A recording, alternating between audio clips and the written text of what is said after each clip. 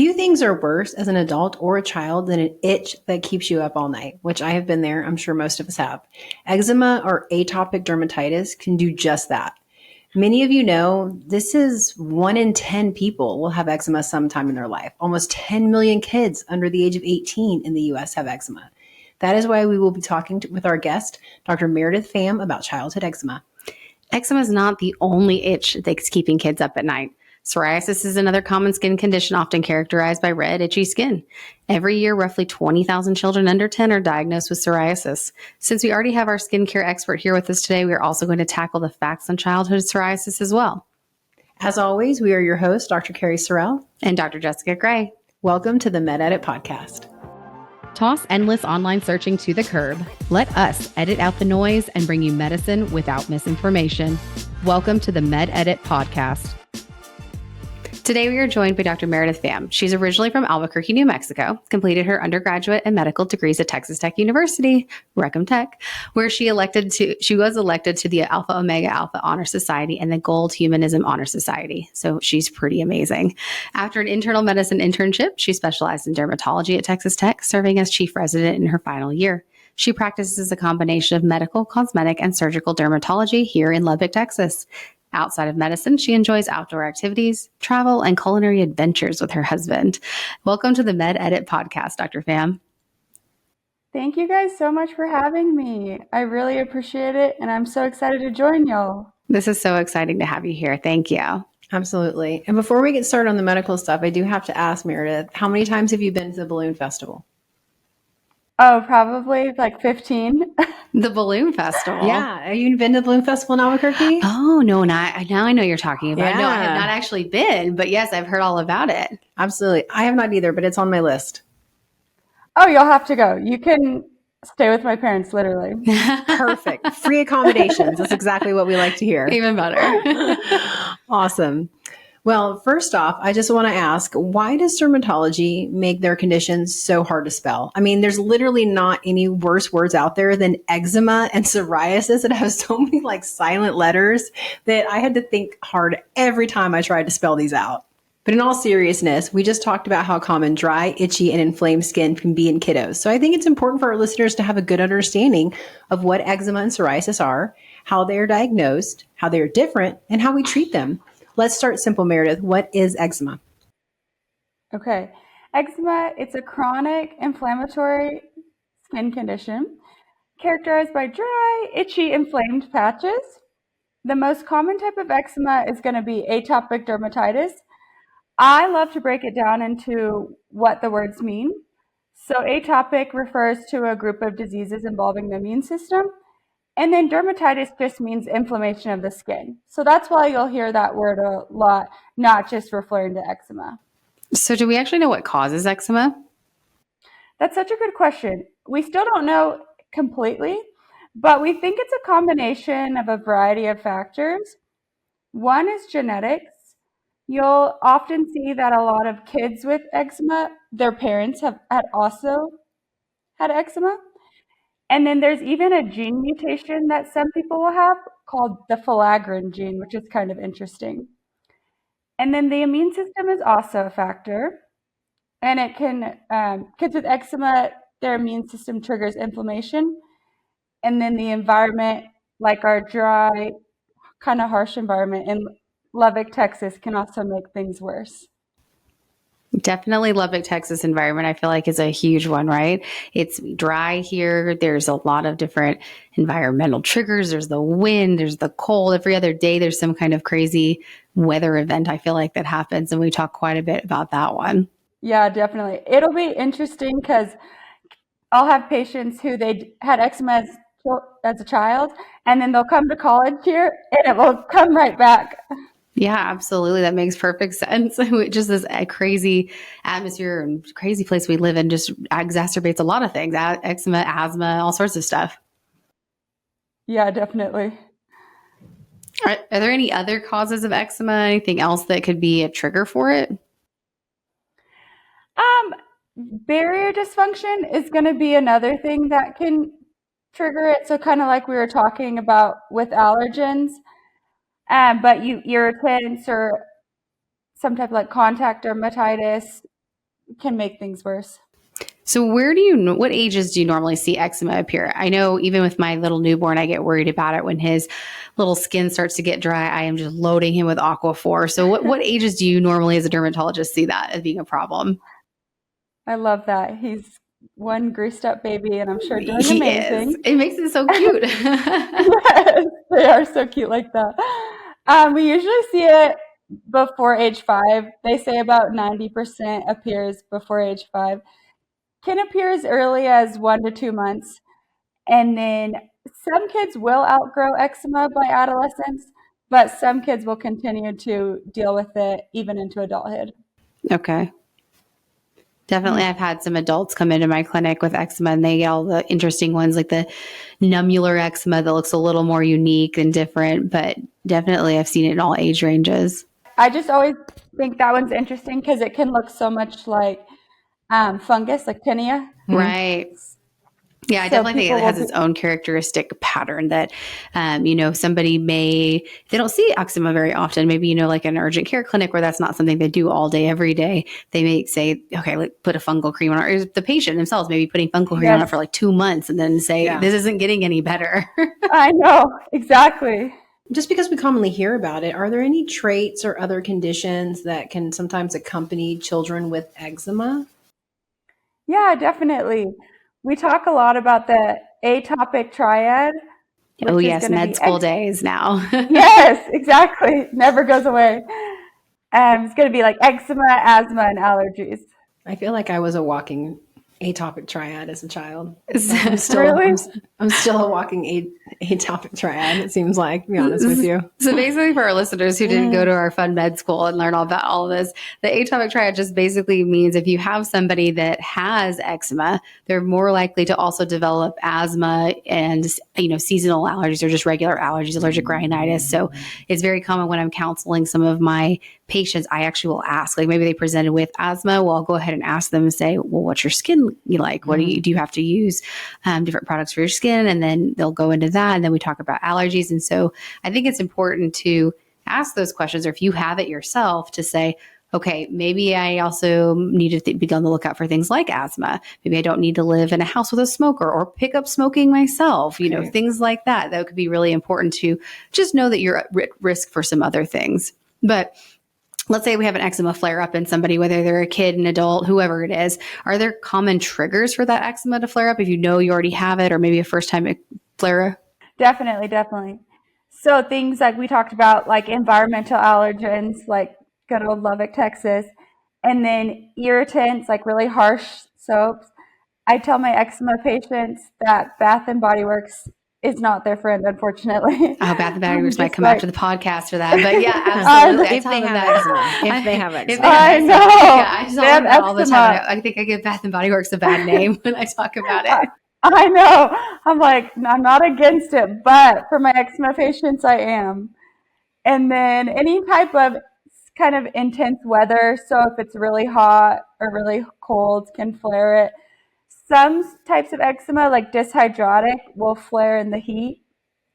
And so that one's always kind of interesting because most people associate eczema flares with the winter. So dyshydrotic eczema being the one on your hands. I know that was one that a lot of healthcare workers struggle with. I have some few patients that are nurses and they get really bad flare-ups in their hands, I guess also from just washing their hands so frequently or the alcohol-based hand sanitizers.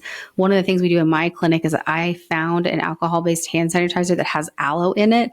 And I counted one time, I use it 60 times in one day, one time. We actually calculated the number of patients because it was when you walked in, you did it. Before you touched the patient, you did it. After you touched the patient, you did it. On the way out of the room, you did it. And then you're probably doing it a few more times randomly here and there. And so for every patient, it was like at least 4 to 5 times. And we calculated out, it was pretty crazy. So I can only imagine though, if you did have a, dyshydrotic eczema, you're just going to make it flare. And some of these people have like skin that's just peeling off of their hands. It's so painful. Yeah, it's definitely such a hard one and can affect, kids if they're able to play and how they interact with other children. Oh yeah, it becomes a social thing, right? So if you have something on your hand and we're in our society, we shake hands, right? When we meet somebody, you may not want to shake somebody's hand. You may be really embarrassed or, causes some emotional distress for it, which I'm pretty sure you were telling us that the other day too, that stress and emotional stress can exacerbate eczema symptoms as well. So we just are creating this perpetual cycle. Sure. Yes, completely. Yeah. And I guess if you have food allergies, that can also be a trigger, for children, or I guess not as commonly in adults, but kids, since if they have that triad we talked about. So. Yeah. No, that makes sense. Definitely. And you probably see that with being GI as well. You add in the food allergies on top of all of these other things. I always think of just like the runny nose allergies, but that's a good point. The food allergies from the GI aspect too. And then I think one of the other things people forget about is, okay, let's say you have this hydrotic eczema in your hands. They're cracked. They're bleeding. They're really painful. Well, you can also get infections of the hands, right? You can have, that crack in there. You can have bacterial infection. I think we were talking earlier about fungal infections too. There's just different infections that can happen and create like a super infection in that area that also may be very prone to having that eczema. Yes, exactly. Yeah. So we kind of talked about, triggers for it, who gets it, what to look for. But when it comes to it, how do you diagnose eczema if you think you have it? Yeah, definitely. So usually just through a really thorough history review and physical exam. It can be diagnosed through a pediatrician or a dermatologist. If there is any concern that it's triggered by certain food allergies, I will sometimes recommend allergy testing, like prick testing, or if there's concern that there's a certain element that's causing it, like nickel, then we do recommend patch testing. But for the most part, we don't do any laboratory or further diagnostic workup. It's just a thorough clinical and physical exam. And I think patients can sometimes get a little bit frustrated by that because instantly we can look as the primary care doctor or, GI or dermatology and just say, oh, that's eczema. And they're like, well, you need to run some tests. Don't you need to do something more invasive? Like, no, that's eczema. We can treat it. We can respond to it. We know what triggers are. We can counsel on it. It's something we see very, very often for sure. But okay, so we kind of know what it looks like a little bit. We kind of know what triggers it, where it comes from. But what are some of the first line treatments that you actually recommend for eczema? Definitely. So just like what you hit on earlier, moisturization. We say, talk especially with babies, 5 minutes if they've been out of the bath, they should have a nice thick layer of Vaseline or Aquaphor on to lock that moisture. And then as far as prescription treatments, we have some great topicals. So like we usually start with low strength topical steroids. And then for itch, we will recommend like over the counter antihistamines like Zyrtec. And then we actually have numerous FDA approved medications that have really changed the game for treating eczema. And it's incredible to be able to have these medications to give to patients. It is really cool, some of those medicines they have. There was one when I first started practice out. There was a topical non-steroidal cream. And that one was kind of like the first thing that they started using that was non-steroid. And then now they have all these things that work completely differently, right? Like that Dupixent and all these other ones I can never prescribe, like say the names, but basically they work completely different. I have a patient who he has horrible asthma. He's one of our triad people, right? He has asthma, allergies, all the things, eczema, but he has horrible asthma and he has pretty bad eczema. And he wasn't even seeing a dermatologist for the eczema, but we started him on Dupixent for the really bad asthma. And magically, his asthma is amazingly better. He's not getting hospitalized anymore. He's not in the ICU because he's young. But also his eczema just cleared up beautifully. And he was so happy. He never even really showed us. He used to wear long sleeves and he never showed us the extent of the eczema until it was gone. And he's pulling up his sleeves and he's in shorts and he's showing us, in the summertime, he's like, I'm so happy that I have an option to do that. And I guess they have some of these things that are available, not just for adults, but even down for severe cases, 12 and under. Yeah. Dupixent has been approved down to 6 months of age. Oh, wow. 6 months. So it's an amazing option. Yeah, it's awesome. I think one of the things, like, to not just sit here and harp and bash on Bath and Body Works or anything, but one of the things my patients always ask me is, what kind of moisturizer do I need to be using? And I think like the thing we always get told by the dermatologist is it doesn't really matter that much about the brand as much as how often you put it on. Is that right? As long as you're not using something that's alcohol based like Bath and Body Works. So I tell my patients, like, go look for like Aveeno for eczema or Eucerin for eczema, or just go get your classic like Vaseline or Aquaphor. And a lot of our adults don't want to be all slathery like my infant when I put it on him. So, they may put that on at nighttime before bed because they don't care, how they feel when they're going to bed. But I tell them, especially like for dyshydrotic eczema, that they need to be putting it on 10 times a day, like at minimum. And I think that really just hearing that number freaks them out to the point where they say, oh, she doesn't mean like twice a day. She actually means like buy one for your car, buy one for your office, buy one for your purse, buy one for, your home, buy one for the bathroom. Just make it so that the more often you can physically see the bottle of whatever you're supposed to be putting it on, the better. Do you have any other tips for helping patients remember to apply the moisturizer? Oh, that's such a good question. I love that you harp on using it multiple times.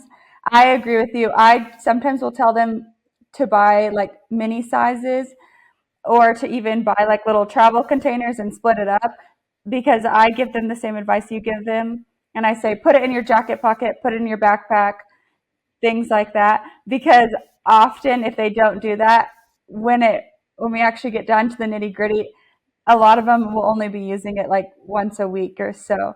A dermatology rotation of mine back in, I think it was residency. I was talking to a dermatologist who said he went to a conference and they put up a display of a 15-year-old girl who had horrible head to toe eczema, really, really, really severe, debilitating eczema. And then he asked the room of dermatologists what kind of treatment they thought that he used, because he showed a picture of her afterwards where it was mostly all cleared up. It looked amazing. Now, this is way before the days of Dupixent and all those other cool meds. But people were there saying, oh, you must have done this, you must have done this, you must have done a trial of these things. And then in the end, he says, actually, this 15-year-old patient is my daughter. And he said that what he did was he just did very extensive moisturization, like we call it emollient therapy, so much so that he did it so often that he was able to get rid of the eczema. Now, granted, she was doing this at least, 10 times a day, but it was a really great I guess, experiment on your own kid, safe experiment on your own kid, to show that the power of emollient therapy, the power of just doing this with stuff that it's not really expensive. You don't have to go get that really expensive Dupixent that maybe your insurance company is not going to afford, or that you can't make it to the dermatologist visit all the time to get that stuff done. There's things that you can do as a primary care physician or GI physician. You can recommend these things. There's things that are a little bit more cost conscious as well. I agree. And I completely agree with you with getting the most basic products. They don't need anything fancy. They don't need to be spending $50 on a thing of moisturizer. Personally, I just use Vaseline. And the great thing about Vaseline is it has no water content.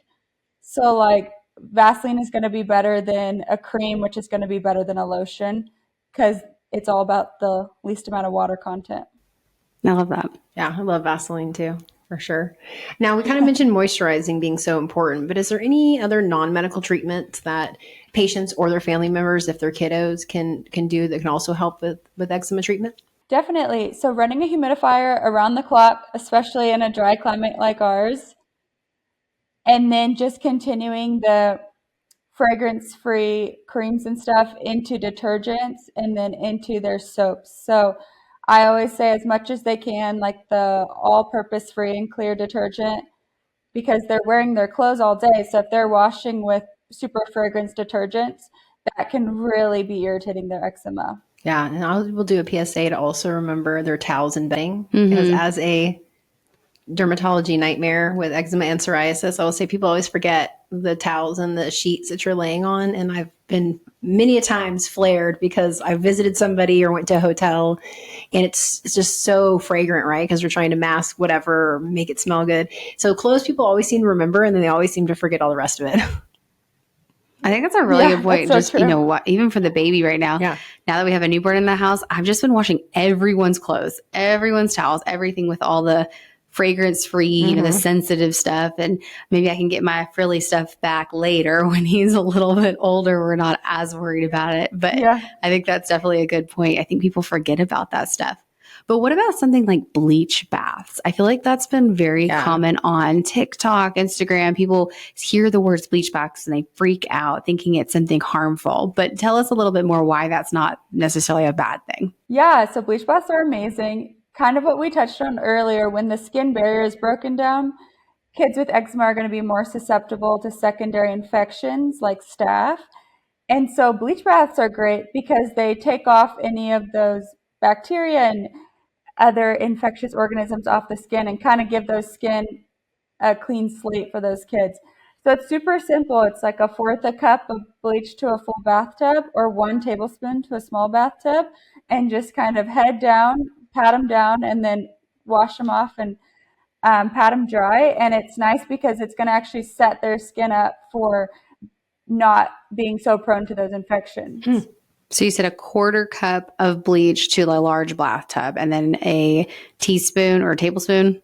Yep, tablespoon to a smaller bathtub. Do you have to worry at all about, I mean, my little infant, I'm thinking about like splashing water and stuff in the eyeballs and all of that stuff. Like, is there any like concerns? We just got to keep him a little more like quick bath, maybe just dipping his body in and out. Yeah, I usually do say a little bit more of the dip in and out with the bleach bath. And then if they even want to let that water run out and follow by a regular bath, that's fine.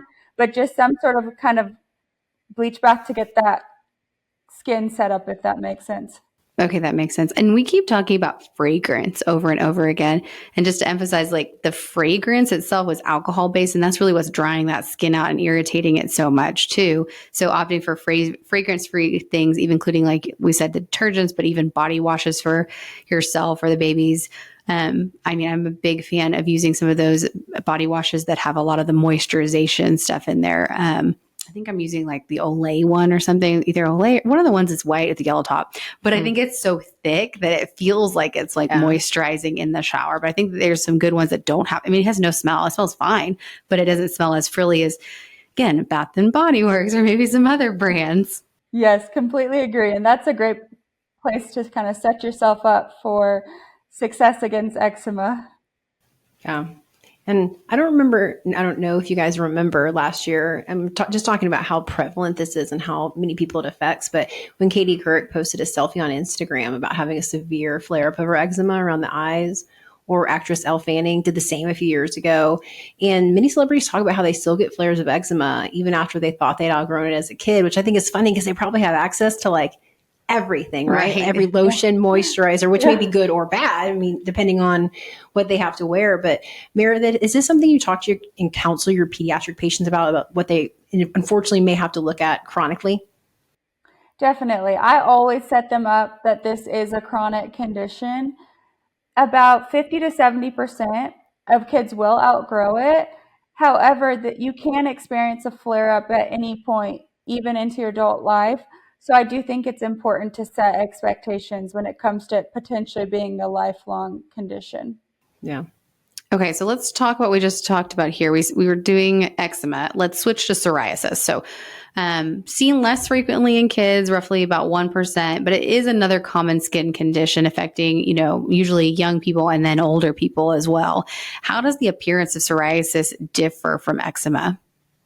Definitely. So I kind of like to think of psoriasis and eczema as polar opposites as much as they can be, but you're going to see those kind of thick red, pink patches with that classic silvery scale.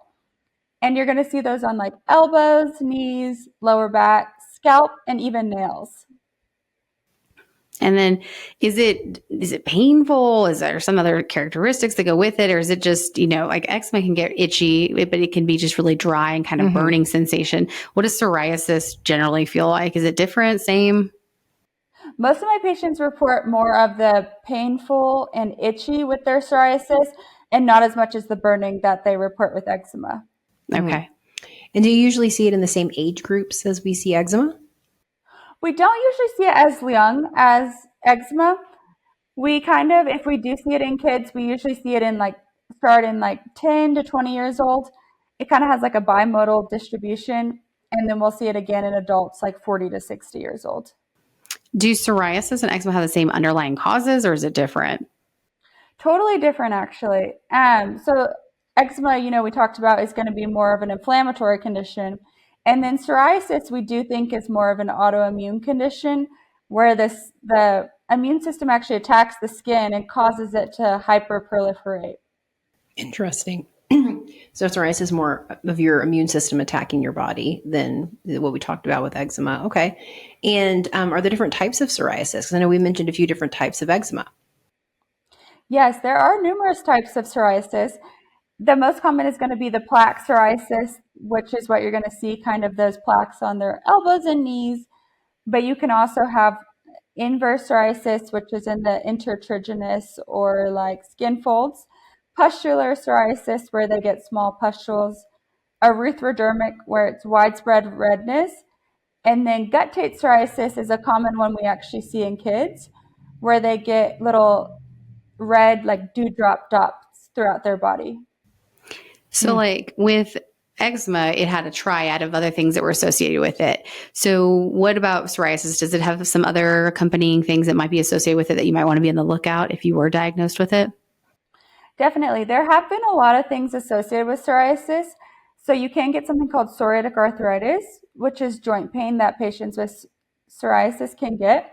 And then with psoriasis, it's a little bit of, is it the chicken or the egg?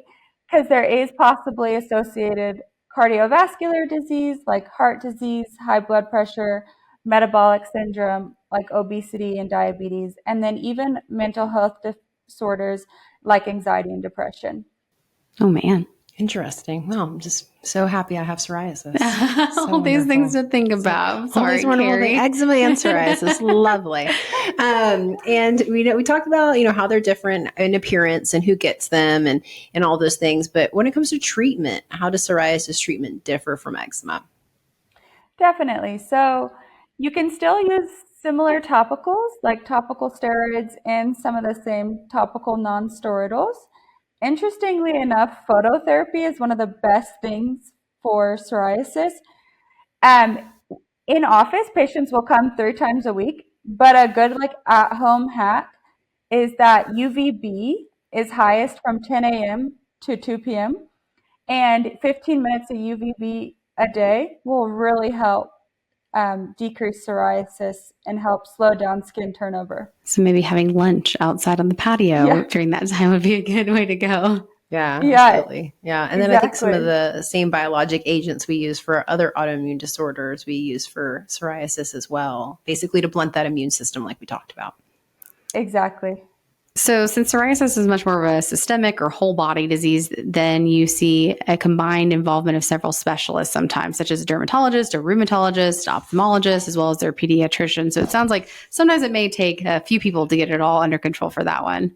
Absolutely. And I know we talked about this with eczema, but how often do you see the course of psoriasis change as children become teenagers and then kind of into their early adulthood? So with psoriasis, it's more likely to be a chronic condition. There is always a chance that they can outgrow it or experience longer periods of remission, but it's much, much more likely that they will experience it as a lifelong condition. There is that variant we talked about, guttate psoriasis, and only about 40% of those patients will evolve into plaque psoriasis, and the other 50 to 60% will never experience psoriasis again, which is kind of interesting. That's kind of nice. It is interesting. Yeah. I know mine definitely changed when I was pregnant. I definitely noticed a big change in my psoriasis in that instance and then afterwards. So I'm sure there's a hormonal component of that as well. Yeah. I think a lot of people don't realize, though, how common psoriasis is. We've talked previously in another episode with one of our rheumatologists who was on here about Kim Kardashian and her struggles with psoriasis before she went to the Met Gala. But there's a lot of other famous people who struggle with the disease. Singer Cyndi Lauper, and then, of course, golfer Phil Mickelson. We've seen his commercials. They talk about their disease and how they got some help. There's a big topic on America's Top Model recently with a contestant, Cari English, that was talking about battling with, psoriasis as well. Yeah, so it's definitely, we see it out there, and it's fortunate people do talk about it more now than I feel like they ever did, so that it's just become more common. Celebrities will put commercials, with their name and they have it. And I was actually really happy. I just finished steroids for bronchitis and my skin has looked great because I just finished systemic steroids. If only I could do that all the time. Which you can't. I know, which I can't. I just walked in yesterday and showed my husband. I was like, look how amazing my psoriasis is right now. And he's like, that's really good. I was like, well, that's steroids for you. But unfortunately, can't do that every day. Well, I think we have definitely thoroughly scratched the itch when it comes to talking about childhood eczema and psoriasis. Dr. Pham, thank you so much for joining us today on the MedEdit podcast. Don't forget, if you are a listener claiming CME credit, please look in the show notes for any instructions on getting that credit. And for all our listeners, thank you for tuning in. Please like, subscribe, and share this episode. Let us know what other topics you are interested in through our Instagram and stay tuned for the next one. Thank you, guys. Thank you for listening to the MedEdit podcast. Please click the follow button to be notified when new episodes become available. For more information about this episode, and to learn how you can reach Dr. Cari, Sorrell, and Dr. Jessica Gray, please visit today's show notes. And don't forget, click that follow button to be notified when new episodes become available. The information and content has been made available for informational and educational purposes only, and does not constitute a physician-patient relationship. If you need medical advice or help, contact your personal physician. The views and opinions of the guests do not necessarily represent the views or opinions of Dr. Jessica Gray and Dr. Cari Sorrell. This podcast should not be considered as an alternative for medical advice, diagnosis, or confirmation of an illness or disease. Please seek assistance from your personal health practitioner.